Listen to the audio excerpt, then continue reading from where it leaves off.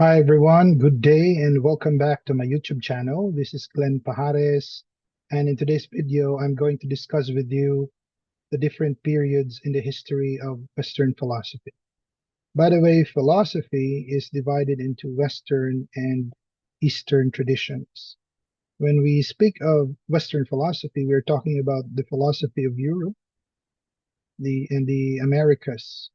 And when we speak of Oriental or Eastern philosophy, we talk about the philosophies or schools of thought in China, in Japan, in Persia, in India, and even in the Philippines, because we already have our own philosophy or the Filipino philosophy.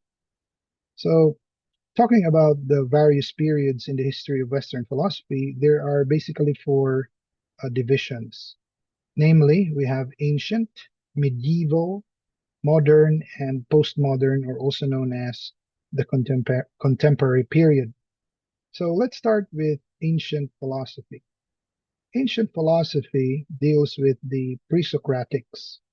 These are Greek philosophers during the time when Socrates was not yet born, or when you speak of the pre-Socratics, these are the philosophers who came before Socrates. Socrates is known as the father of philosophy, or shall I call him the father of Western philosophy.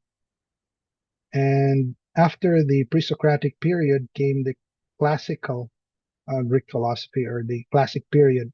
This is already the time of Socrates, his student Plato, and Aristotle, who is the student of Plato. And after that, the Roman philosophy. These are the philosophers of Rome, or of the Roman Empire. We have a lot. The famous ones are Cicero, Seneca, and many others, the Stoics, etc. So, what are the pre-Socratics concerned of? What was the question, the philosophical question they asked? The pre-Socratics were preoccupied with cosmology because the philosophical question they asked was about the substance of the universe, or the Ursta. What material or what substance did the universe come from or is made of?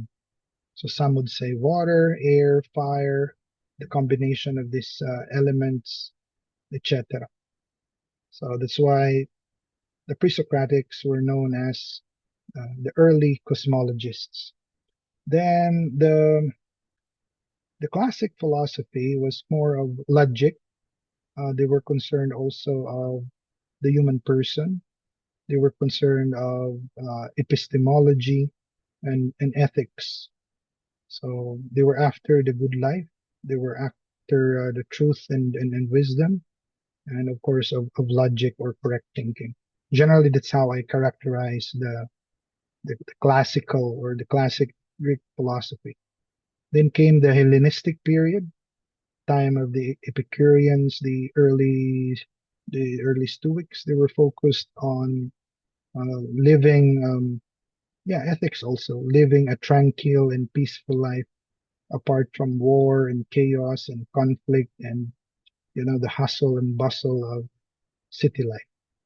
And the Romans as well were concerned about law and order. There were also Roman Stoics. They were after the meaning and pleasure of life. So those are the basic concerns of the ancient philosophers. Now we go to medieval philosophy. So the medieval period is a period between the modern and ancient.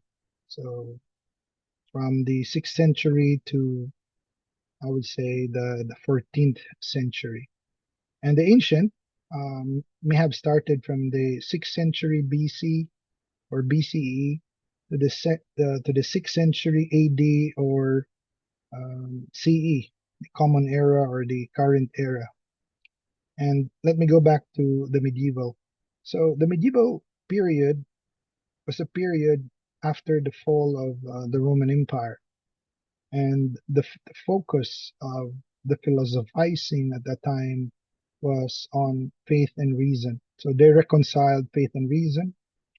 That's why the main questions were focused on the existence of God, the nature and attributes of God. So those are the questions uh, of the debates and the discussions.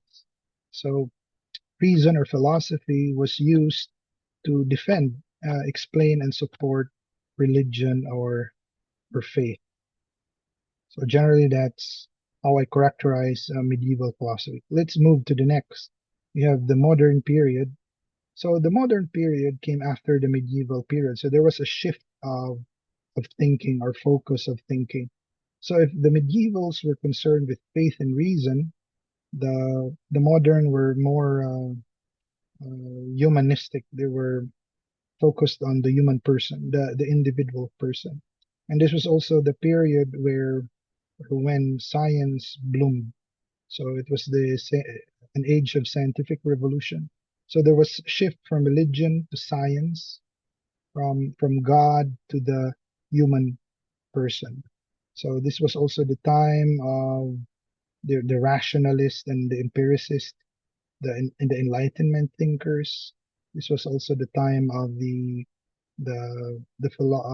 political philosophers. Many of them were concerned about the social contract and about governance. Others were also focused on ideologies. So that's how I characterize the modern period. Then we go to the last period in the history of Western philosophy, and that is the postmodern or the contemporary period. What makes this period distinct from its preceding or predecessor, which is the modern? The postmodern thinking went beyond, structures. So it's a post-structuralist age that goes beyond definitions, that goes beyond, conventional way of thinking. It emphasized on the freedom of thought, deconstruction, I would say anti-structuralism. And generally, the philosophies of this time were about existentialism, phenomenology, analytic philosophy. What else? So they were concerned about the meaning of life for the existentialist, phenomenologist about knowledge also. And when we speak of analytic thinkers, they were focused on language. So those are the different periods in the history of Western philosophy and their various questions and emphasis. I hope you learned something today. And if you have questions or clarifications, don't hesitate to ask. And I'm more than willing to respond and to answer them in the best way I can.